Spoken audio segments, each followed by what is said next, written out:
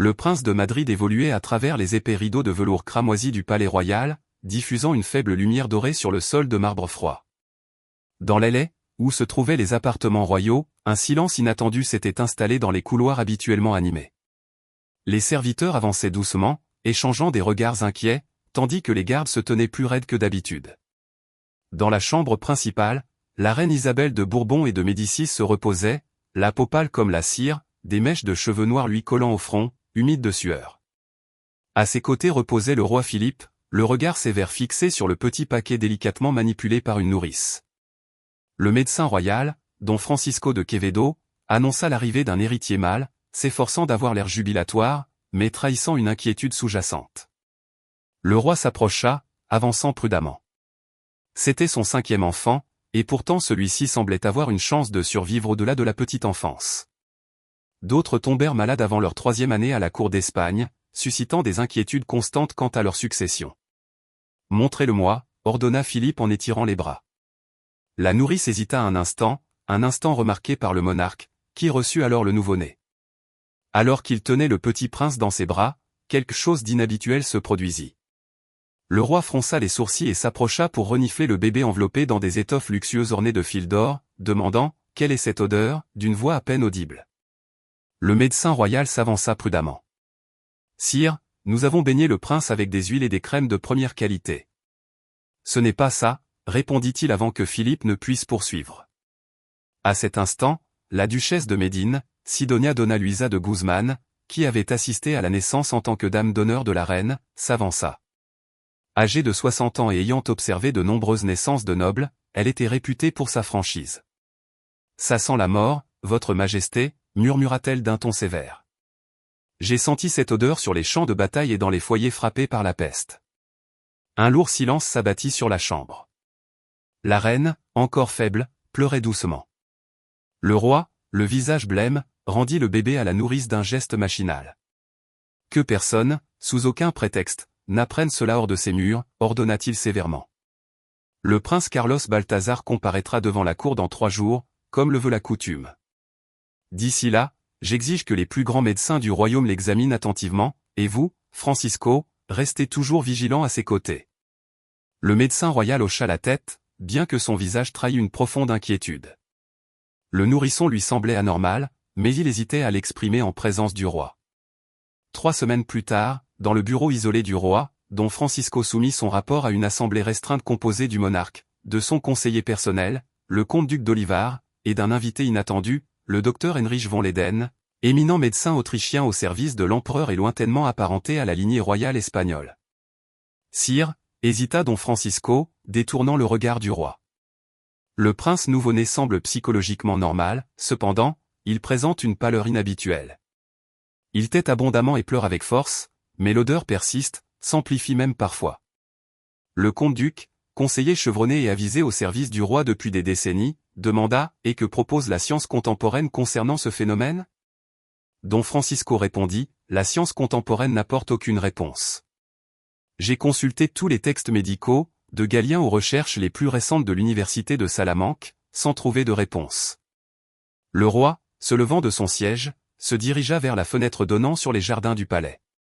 De loin, il observait les nobles, inconscients, flâner au milieu de la crise, confinés entre les murs de pierre. « Avez-vous déjà rencontré, docteur von Leyden, quelque chose de semblable dans votre carrière médicale ?» Le mince médecin autrichien, le regard bleu perçant et la barbe soigneusement taillée, s'éclaircit la gorge. « Sire, j'ai soigné l'aristocratie européenne pendant 4 décennies, dont beaucoup sont de vos proches. Le mal du prince Carlos est quelque chose que j'ai constaté, quoique moins intensément, chez d'autres lignées de Habsbourg. » Un silence palpable emplit la salle, aussi épais qu'un couteau pourrait trancher. Les participants, tous conscients, comprenaient les implications historiques des mariages mixtes royaux entre proches parents, notamment au sein de la famille des Habsbourg.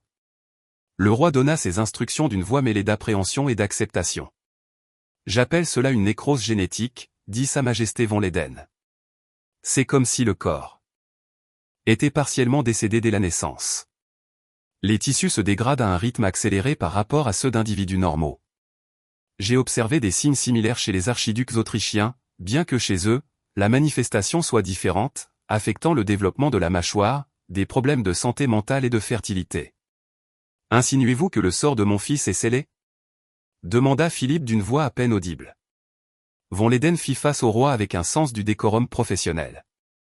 Pour être clair, votre majesté, votre fils vivra peut-être de nombreuses années, peut-être même la maturité, mais sa vie ne sera pas ordinaire et son état pourrait ne jamais s'améliorer.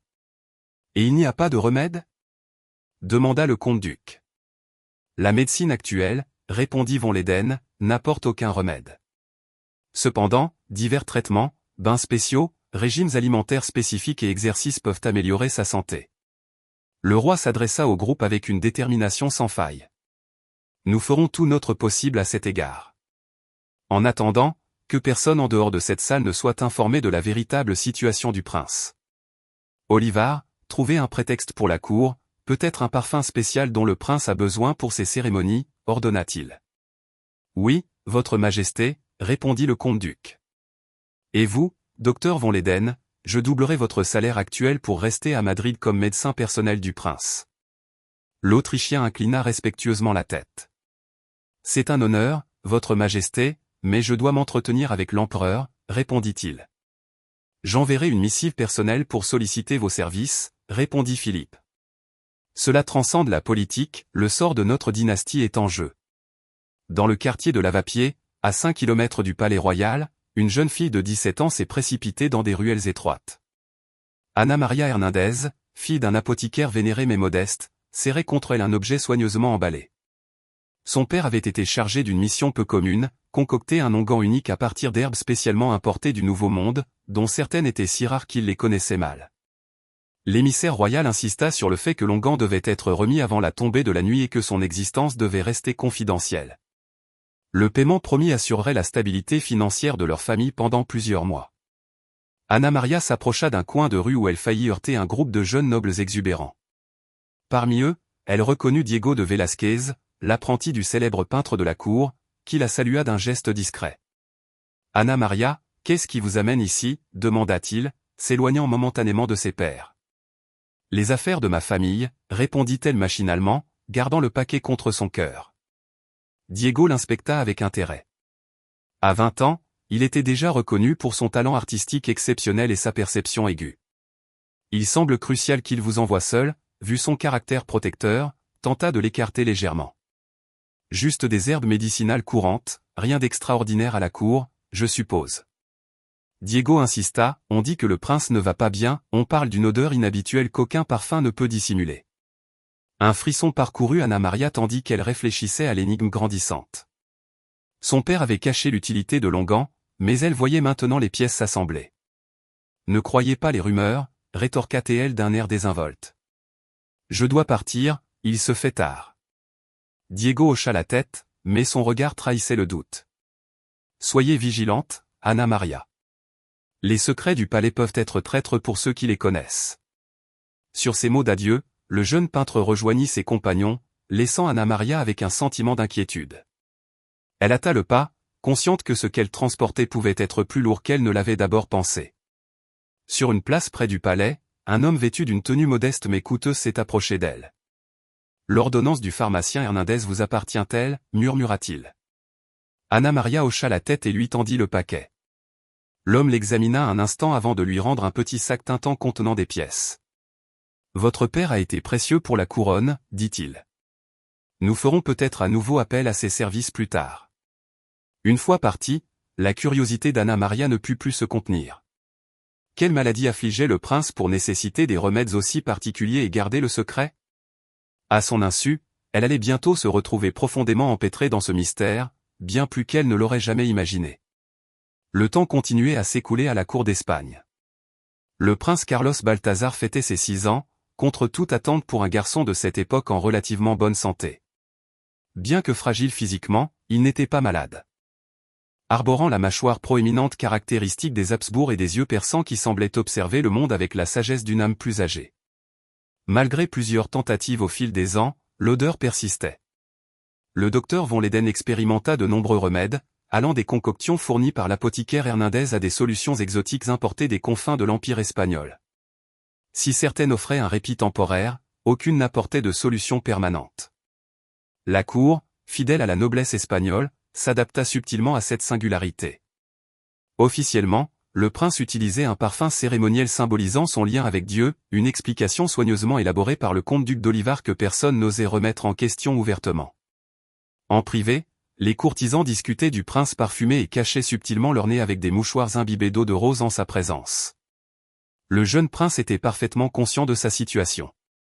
À un âge étonnamment jeune, il commença à remarquer les regards furtifs, les gestes subtils, et même la distance maintenue, parfois, par ses plus proches mentors. Avec une intelligence vive, il en déduisit que quelque chose en lui le gênait. À l'âge de 5 ans, lors d'une consultation de routine avec le docteur von Leyden, il posa une question directe au médecin, « Pourquoi ai-je une odeur différente, docteur ?» La question fut formulée d'un ton clair et ferme tandis que le médecin l'examinait sur son petit trône. Interloqué, le médecin autrichien regarda le garçon avec un mélange d'empathie et de respect. Après consultation avec le roi, ils décidèrent de lui révéler une version simplifiée de la vérité. Il souffrait d'une maladie exceptionnelle, différente de celle de tout autre prince européen, qui provoquait chez lui une odeur particulière. Ni favorable ni défavorable, elle faisait simplement partie de son identité. Depuis lors, Carlos fit preuve d'une acceptation particulière de sa situation, comme s'il comprenait la gravité de la couronne qu'il porterait un jour, et considérait sa condition comme une obligation royale de plus à remplir avec grâce. Pour son 6e anniversaire, le roi organisa une fête unique. Pour la première fois, le prince participerait à une cérémonie publique dépassant les simples apparitions au balcon et les processions, où la distanciation sociale serait respectée. Cet événement accueillerait un groupe restreint de nobles et leurs descendants, symbolisant une avancée significative vers l'immersion du futur monarque dans les activités de la cour. « Avez-vous des appréhensions ?» demanda le prince à Marie d'Autriche, sa principale dame d'honneur, tandis qu'elle réajustait le col de dentelle de sa robe de velours bleu. Carlos nia. « Non, Marie. J'ai répété mes révérences et je me souviens de tous les ducs et de leurs enfants. » La femme lui offrit un sourire doux. Malgré son état, ou peut-être grâce à lui, le prince avait cultivé une dignité et un sang-froid impressionnants pour son âge. Il consacrait un temps considérable à l'étude de l'histoire protocolaire et du latin, faisant preuve d'un engagement qui laissait même ses professeurs les plus sévères stupéfaits.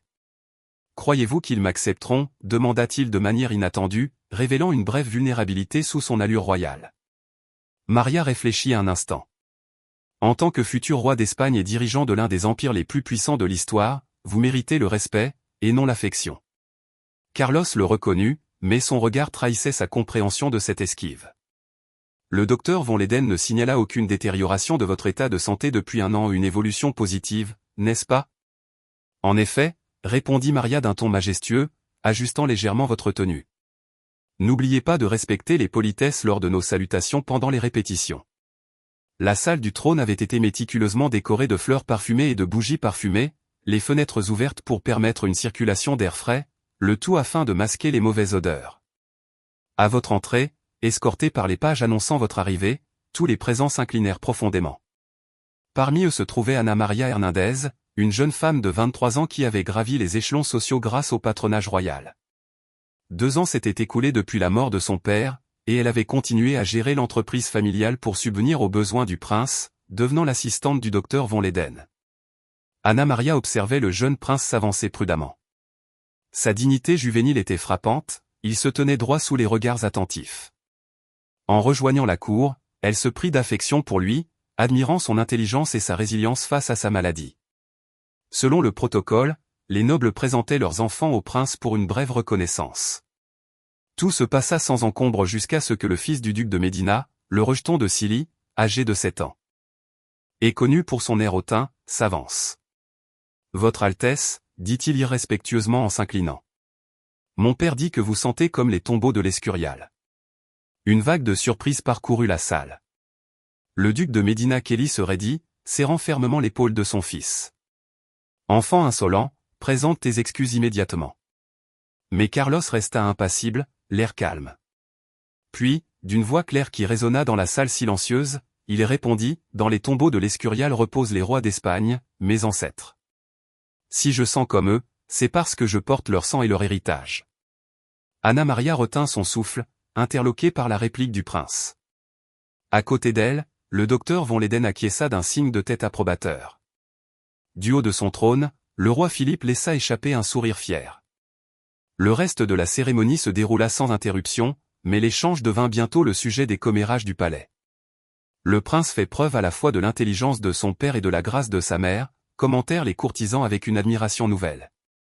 Ce soir-là, tandis qu'Anna Maria remplissait la baignoire du prince de sel persan spéciaux pour son bain, Carlos l'observa attentivement. « Mademoiselle Hernandez, pensez-vous aussi que je sens comme les tombeaux ?» demanda-t-il brusquement. Anna Maria hésita, fixant le jeune homme du regard. « Votre grâce, chaque individu possède une odeur unique, et la vôtre est simplement distincte. » Carlos persista à la qualifier de désagréable. « Distincte » corrigea-t-elle doucement. « Je m'y suis habitué, alors je la reconnais à peine. » Le prince sembla méditer tout en trempant sa main dans l'eau parfumée. « Le docteur von Leyden me dit que ma maladie est héréditaire, dit-il. Comprenez-vous ce que cela implique? Cela signifie qu'elle provient de vos ancêtres. » En réponse, Anna Maria expliqua, « Et si vous avez des enfants, ils porteront aussi cette odeur. » La question, bien que simple, portait le poids d'une dynastie et d'une lignée. Anna Maria resta momentanément sans voix. Elle finit par répondre, « La médecine progresse continuellement, votre grâce. D'ici à ce que vous ayez des enfants, poursuivit-elle, nous aurons peut-être découvert un remède. » Carlos sembla satisfait de cette réponse. Il retira sa robe et s'immergea dans le bain, laissant Anna Maria lui laver les cheveux avec des gestes habiles et apaisants. Le garçon de Médina était dur, mais sincère, remarqua le prince en se rinçant. J'accorde plus de valeur à la vérité qu'au mensonge silencieux. Anna Maria fut stupéfaite par son discernement. Ce n'est pas de la perspicacité, rétorqua Carlos. C'est essentiel. Un monarque ne peut se permettre la cécité, même s'il est gravement malade. Sur le ton d'une enfant, mais avec le poids d'une adulte, ces mots résonnèrent dans l'esprit d'Anna Maria. Ce soir-là, de retour dans ses appartements, dans l'aile des domestiques, elle prit sa décision. Elle redoublerait d'efforts, fouillant dans de vieux manuscrits et cherchant des guérisseurs aux quatre coins de l'Empire si nécessaire. Elle trouverait un remède pour le prince, non pas pour la dynastie, mais pour le garçon qui avait supporté son affliction avec tant de grâce. Pendant ce temps, un autre Habsbourg affrontait ses propres tribulations génétiques à Vienne. L'archiduc Léopold Guillaume, frère de l'empereur Ferdinand Ier et cousin issu de germain du roi Philippe Ier d'Espagne, était en proie à des accès de folie de plus en plus récurrents. Dans un moment de lucidité, il rédigea une missive à son secrétaire particulier, destinée à Sa Majesté Philippe Ier d'Espagne, « Cher cousin, j'ai appris l'état de santé du jeune prince Carlos Balthazar. Malgré nos difficultés diverses, nous sommes parents par le sang. Dans ma lucidité, je me suis appliqué à déchiffrer la source de nos maux. J'ai découvert des textes antiques laissant entrevoir une solution possible à notre condition commune grâce à un rituel spécifique. Voici ces pages confiées à mon messager le plus fidèle. Les pratiques qu'elles décrivent ne sont pas sanctionnées par l'Église, cependant, dans mon désespoir, j'en ai tiré un certain réconfort. La parenté appelle la parenté. La vie peut raviver ce que la décadence a touché. Votre dévoué cousin, Léopold Guillaume de Habsbourg. Le messager quitta Madrid avec des documents dissimulant des connaissances interdites, enveloppés de coutumes chrétiennes afin de les rendre acceptables à la cour espagnole profondément catholique. À leur insu, ces textes détaillent des méthodes inhabituelles qui, si elles étaient révélées, pourraient être qualifiées d'hérésie par l'Inquisition. Une lettre arriva à la cour du roi Philippe alors que les médecins royaux étaient aux prises avec une nouvelle situation délicate concernant le prince Carlos. Malgré tous les soins prodigués, le prince avait développé une odeur nauséabonde et était atteint d'une fièvre mystérieuse qui le clouait au lit. Le docteur von Leyden, à court d'options, craignait pour la vie de l'héritier. Dans sa détresse, le roi convoqua Anna Maria dans ses appartements privés, geste inhabituel pour une personne de son rang. Le roi fit l'éloge de Señorita Hernandez, du docteur von Leyden, et de ses compétences. Le monarque montrait des signes d'insomnie. Mon cousin, l'archiduc Léopold, a envoyé ces documents. Ils décrivent des pratiques non conventionnelles. Anna Maria les reçut les mains tremblantes. Vous me suggérez de les examiner, votre majesté? Je vous propose de sauver mon fils. La voix du roi se brisa d'émotion en réponse. En tant que monarque, je ne peux cautionner ces pratiques, en tant que père, je prendrai toutes les mesures nécessaires. Anna Maria comprit la situation difficile du roi. J'examinerai ces documents sans délai, dit-elle. Si je trouve quelque chose d'utile pour le prince, j'agirai en conséquence, en assumant moi-même la responsabilité. La couronne vous protégera. Le roi accepta, mais avertit de la nécessité du secret. L'Inquisition veille toujours sur moi. Ce soir-là, Anna Maria se retira dans son minuscule laboratoire au palais. Les documents de l'archiduc détaillaient des rituels de renouvellement du sang inspirés d'anciennes pratiques païennes d'Europe de l'Est. L'idée centrale était que le sang non corrompu pouvait purifier le sang contaminé s'il était échangé rituellement sous certaines conditions. À la lueur des bougies, Anna Maria scruta le texte, animée d'un mélange de curiosité scientifique et d'appréhension religieuse. Fille d'un apothicaire formé aux méthodes empiriques, elle en identifia une potentielle pertinence médicale. Espagnole imprégnée d'une éducation catholique, elle s'insurgeait contre ces pratiques à la limite de l'hérésie. Après mûre réflexion, elle décida de modifier le procédé, en supprimant les aspects païens et en se concentrant sur des éléments scientifiquement prouvés. Elle avait besoin de sang frais provenant d'un donneur robuste, idéalement jeune et sans lien avec les Habsbourg, associé à certaines plantes avant de l'administrer au prince. Le danger potentiel était immense. Si la procédure échouait, elle risquait de perdre la faveur du prince et d'être accusée de sorcellerie, voire de tenter de nuire à l'héritier. À l'inverse, si elle réussissait, cela pourrait apaiser l'agonie du jeune prince et préserver l'avenir de la dynastie. Avec détermination, Anna Maria entreprit les préparatifs. La nuit choisie pour l'opération était d'une obscurité totale et sans clair de lune, comme si les cieux eux-mêmes cherchaient à voiler l'événement imminent au cœur du palais royal. Anna Maria avait méticuleusement choisi cette date, non par superstition, mais pour des raisons pragmatiques. L'événement eut lieu alors que la plupart des courtisans étaient absents pour une cérémonie religieuse à l'Escurial. Dans une pièce attenante aux appartements du prince, Anna Maria avait disposé tout le nécessaire, une table en chêne recouverte de blanc avec des fioles en verre contenant des concoctions à base de plantes, de petits couteaux en argent, peu susceptibles d'influencer les caractéristiques sanguines, et des récipients en céramique émaillée. Le docteur von Leyden observa d'un air sérieux Anna Maria se préparer pour l'intervention. Le médecin autrichien n'avait décidé de participer qu'après mûre réflexion, finalement influencé par l'aggravation de l'état du prince et le consentement tacite du roi. « Êtes-vous certaine de cela, mademoiselle Hernandez ?» demanda-t-il doucement. « Ce que vous suggérez dépasse la médecine conventionnelle. » Anna Maria ajusta la mèche de la lampe avant de répondre « Je ne suis certaine de rien, docteur, mais j'ai examiné les textes de l'archiduc et en ai retiré tout élément semblant superstitieux. Le résidu porte une trace de raisonnement médical, mais il est primitif. » La donatrice von Leyden jeta un coup d'œil vers la porte close. « Il sera bientôt là, » répondit-elle. « J'ai choisi quelqu'un de jeune, de vigoureux et sans lien avec la lignée royale. » Comme en réponse à sa déclaration, un léger coup retentit à la porte. Anna Maria mit un moment à ouvrir, dévoilant un grand et robuste jeune homme d'une vingtaine d'années, le visage partiellement masqué par un chapeau à large bord. Elle salua Diego et le laissa entrer. Diego de Velázquez, désormais principal artiste de la cour et vieil ami d'Anna Maria à lava-pied, s'inclina poliment devant le docteur von Leyden. Quand Anna Maria a décrit la situation difficile du prince, « Je n'ai pas pu refuser », déclara l'artiste en ôtant son chapeau. « Si mon sang peut aider le souverain d'Espagne, ce n'est qu'un petit sacrifice pour la reconnaissance que me confère la couronne. » Von Leyden examina le jeune artiste d'un regard critique, observant son physique propre et robuste, ses mouvements agiles et l'intelligence dans ses yeux. Donateur généreux, semblait-il se murmurer à lui-même. Anna Maria expliqua le processus. Avec calme et méthode, donnant l'impression de décrire la préparation d'un médicament ordinaire plutôt qu'un rituel tiré de textes interdits. « Je vais prélever un peu de sang de votre bras, Diego. Je le mélangerai à ces solutions et l'appliquerai au prince par une légère incision sur son avant-bras. Il faut que tout le processus soit terminé avant que le sang ne coagule. »« Ça va faire mal ?» demanda une petite voix depuis la porte donnant sur les appartements royaux. Les trois adultes se retournèrent, interloqués. Le prince Carlos, vêtu d'une chemise de nuit et pâle de fièvre, les observait d'un œil perçant et curieux. « Votre Altesse » dit rapidement von Leyden en s'approchant de lui pour le guider vers son lit.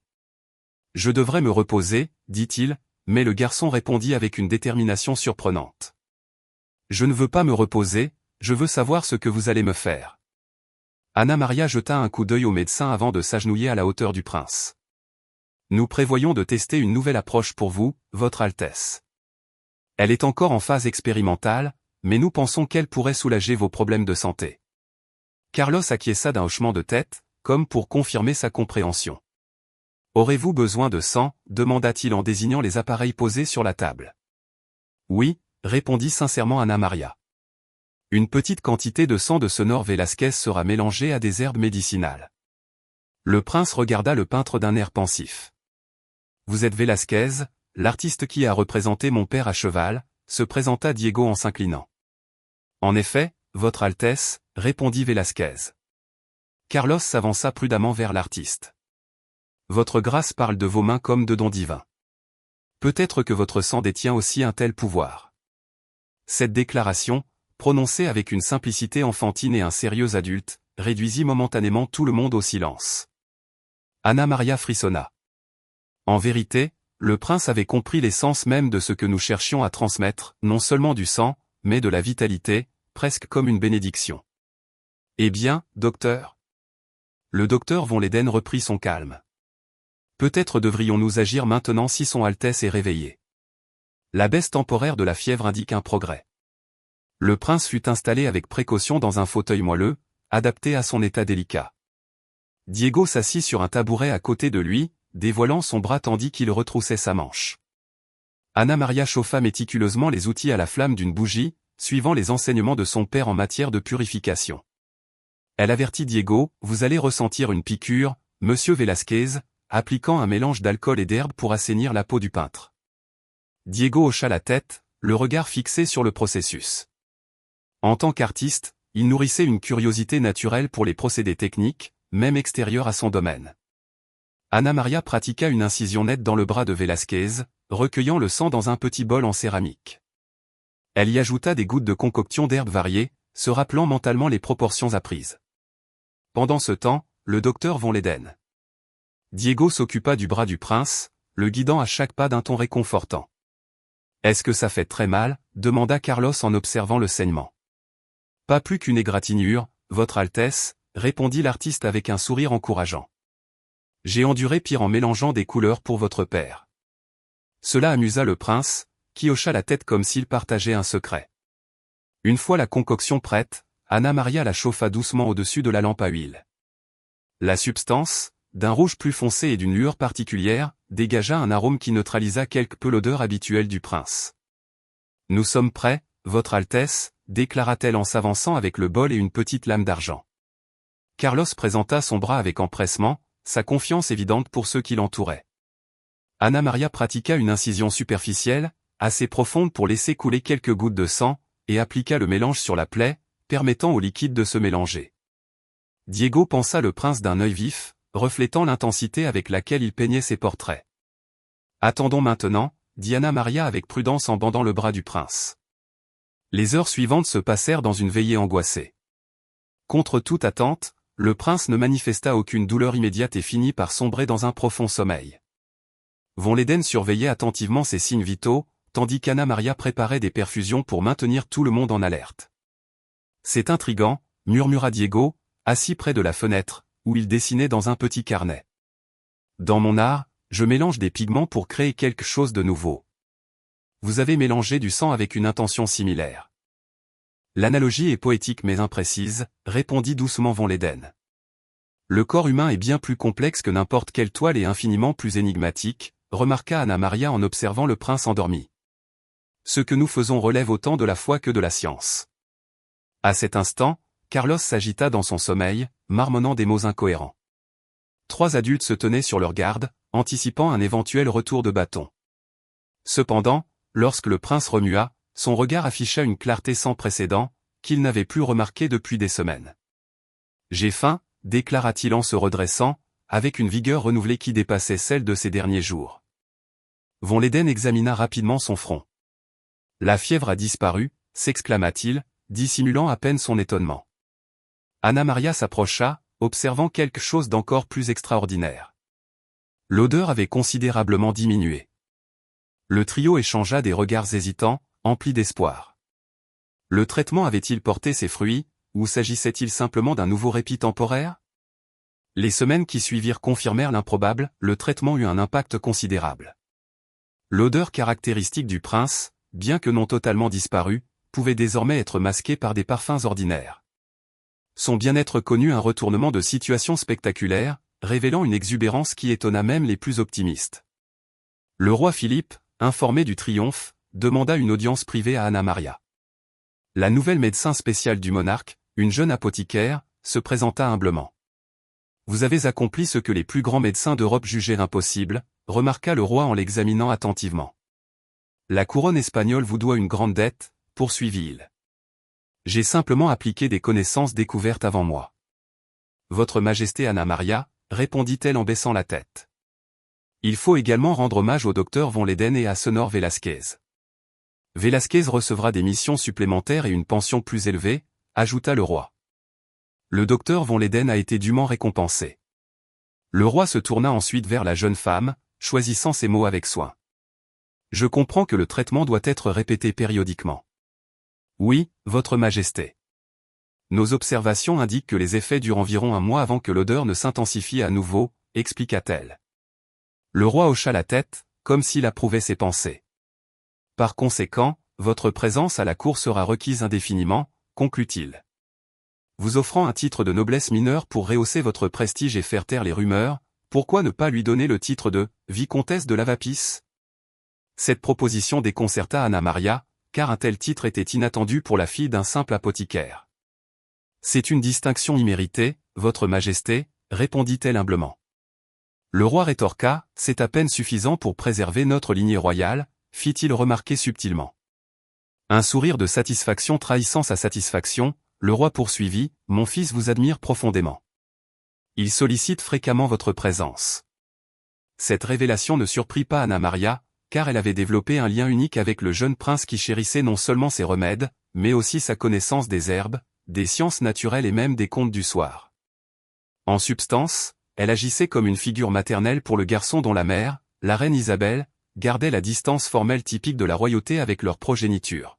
« Il est exceptionnel, Votre Majesté, » dit Anna Maria avec sincérité.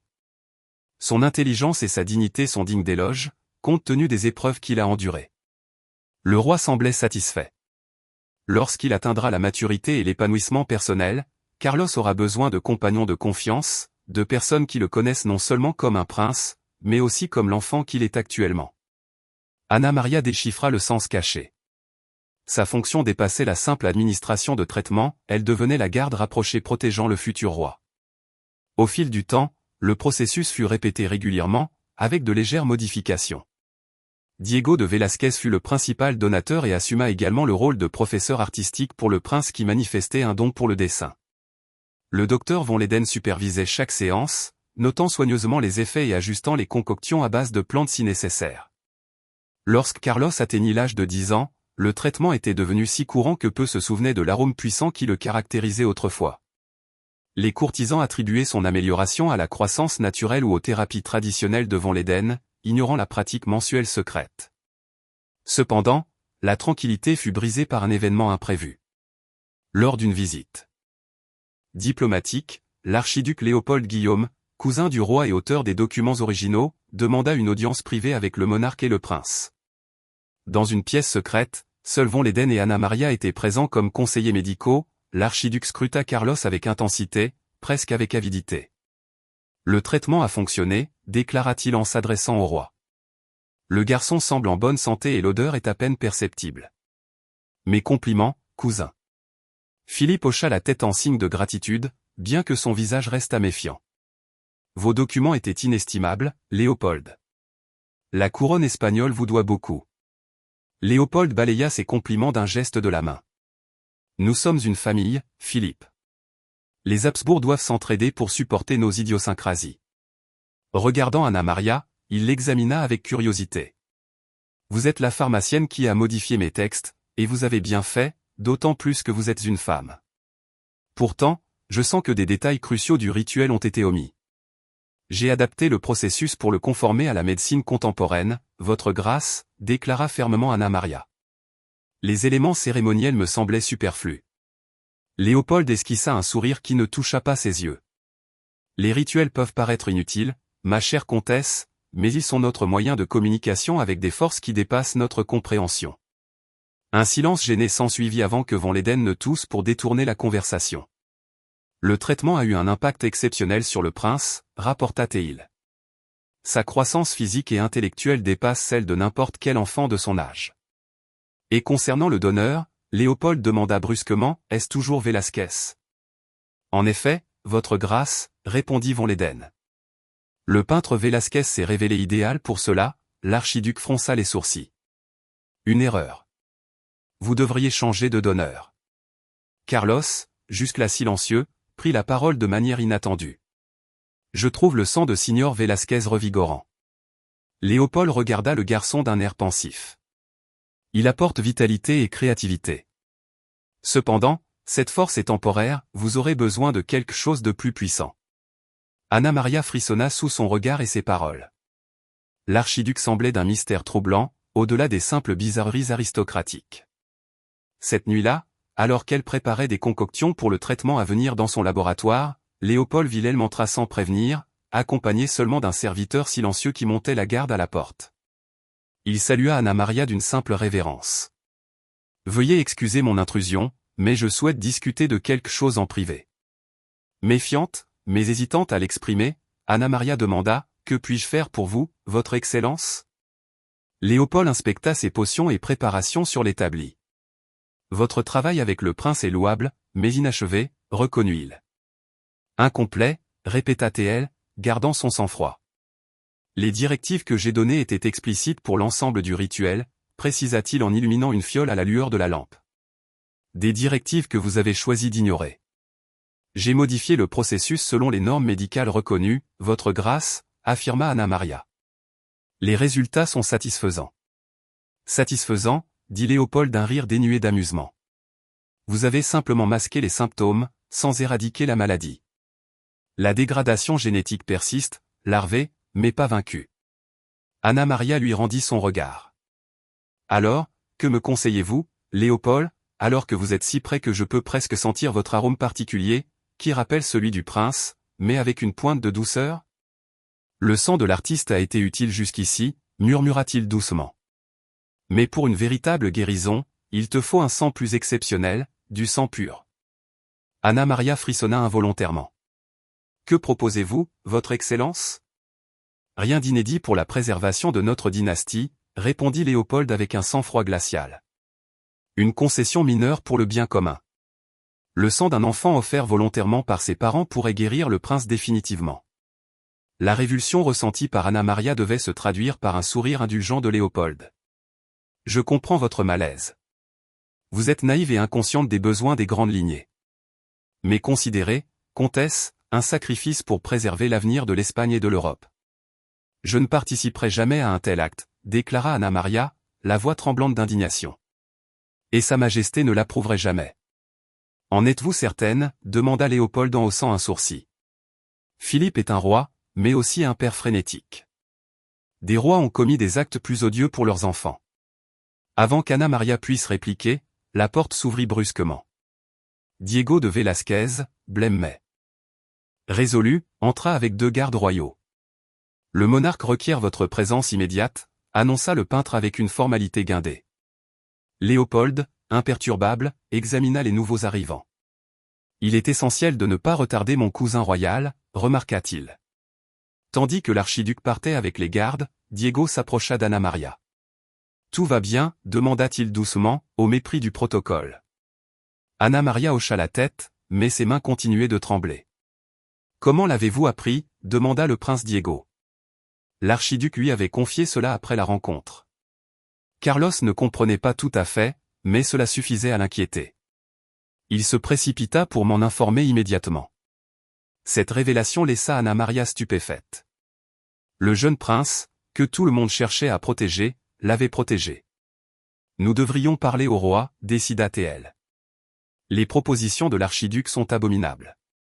Diego hocha la tête avec sérieux. Il est déjà informé. C'est pourquoi il a convoqué Léopold. Cette nuit-là, l'archiduc Léopold Guillaume quitta la cour espagnole sous une escorte qui ressemblait plus à une garde qu'à un contingent honorifique. L'événement resta muet, mais la gratitude manifeste du roi envers Anna Maria et Diego dans les jours qui suivirent révéla une histoire silencieuse. Les répercussions imprévues de cette affaire apparemment réglée allaient s'étendre au-delà du palais, façonnant non seulement le prince d'un sinistre parfum de mort, mais aussi le destin de la dynastie des Habsbourg en Espagne. 2 ans plus tard, lors des célébrations du 12e anniversaire de Carlos, un autre obstacle surgit. L'état de Diego de Velázquez, donneur régulier depuis des années, commença à se détériorer, sans être critique, mais suffisamment inquiétant pour inquiéter le docteur Von Leyden. Les fréquentes prises de sang ont un impact sur sa santé, expliqua le médecin à Anna Maria alors qu'il discutait des résultats récents de son traitement. Nous devons trouver un donneur supplémentaire ou alternatif. L'archiduc proposa une rotation des donneurs, une suggestion qui laissait Anna Maria hésitante, malgré ses motivations suspectes. Le problème que se posait Von Leyden était de trouver une personne apte, en bonne santé, non habsbourgeoise et totalement digne de confiance. Anna Maria réfléchit en silence. Aussi évidente que fut la solution, ni l'une ni l'autre n'osèrent l'exprimer. Finalement, elle prit la parole, « Je pourrais servir de donneur alternatif. » Von Leyden réfléchit un moment. « C'est une option viable, » concéda Théil. « Votre santé est louable et votre fiabilité est incontestable. Cependant, je suis une femme, » conclut Anna Maria avec un sourire ironique. Le médecin rétorqua, « Médicalement, cela n'a aucune importance. Mais cela pourrait attiser les intrigues de la cour. Vous connaissez le pouvoir des rumeurs. » Anna Maria comprit parfaitement. Célibataire et ayant de nombreux contacts avec le prince, elle était déjà l'objet de rumeurs, malgré son rang et sa position. La santé du prince est cruciale, affirma-t-elle. J'en discuterai directement avec Sa Majesté. En entendant la proposition, le roi Philippe se montra pragmatique. Si le docteur Von Leyden estime que cela est médicalement judicieux, je n'y vois aucune objection. Les rumeurs persistent malgré les mesures prises, mais la couronne continuera à vous protéger comme d'habitude. C'était le début d'une nouvelle phase dans le traitement du prince. Diego restait le principal donateur, mais Anna Maria apportait des contributions régulières, permettant au peintre de récupérer entre les séances. Ce mélange inhabituel se révéla encore plus puissant, le bien-être et la vitalité de Carlos atteignant des sommets inégalés. À l'orée de l'adolescence, le prince évolua vers une personnalité complexe et captivante. Il conserva la dignité et le sang-froid de son enfance, tout en faisant preuve d'un appétit intellectuel insatiable et d'une véritable passion pour les arts et les sciences. Sous la direction de Velázquez, il fit des progrès considérables en dessin et en peinture, tandis que les cours de botanique et de remèdes naturels d'Anna Maria complétaient son éducation formelle. Dans ses moments privés, Carlos commença à les appeler sa vraie famille, une remarque qui, si elle avait été entendue par des auditeurs indiscrets, aurait déclenché un scandale. Dans son aile privée, le lien entre le jeune prince et Anna Maria, tissé au fil des années de traitement et de conversations profondes, avait plus d'importance que ses relations officielles avec la plupart des nobles. Un jour, alors qu'Anna Maria préparait une perfusion dans leur laboratoire improvisé, Carlos entra à l'improviste, une habitude devenue routinière. « Vous êtes-vous déjà demandé si nous sommes vraiment ce que nous croyons être ?» demanda-t-il sans préambule, assis sur un tabouret en face d'elle. Intriguée, Anna Maria le regarda. Bien qu'il n'ait que 12 ans, Carlos avait perdu sa délicatesse d'enfant et arborait désormais la maturité d'un aîné. Son visage, marqué par une mâchoire caractéristique des Habsbourg, en témoignait. « C'est une question profonde, Votre Altesse. » Qu'est-ce qui a déclenché cette pensée ? Carlos fit tournoyer négligemment une fiole vide. « J'ai lu des choses sur le sang, sur la façon dont il incarne notre identité. Diego et vous me donnez votre sang depuis des années. Ne pensez-vous pas que cela fait partie de moi, vous maintenant ?» Anna Maria frissonna en réalisant cela. Il n'avait pas délibéré ouvertement sur les implications philosophiques ou spirituelles du traitement. Le sang transporte la nourriture et l'oxygène. Elle répondit pensivement, il est essentiel à la vie, mais il ne définit pas notre identité. Votre personnalité, vos pensées et vos choix, c'est ce qui fait de vous ce que vous êtes. Avant, je sentais la mort, rétorqua Carlos sans détour. Maintenant, je sens plus frais, meilleur, comme si la mort s'était éloignée de moi. N'est-ce pas le signe d'une transformation fondamentale ? Anna Maria réfléchit à sa réponse. Le prince méritait l'honnêteté.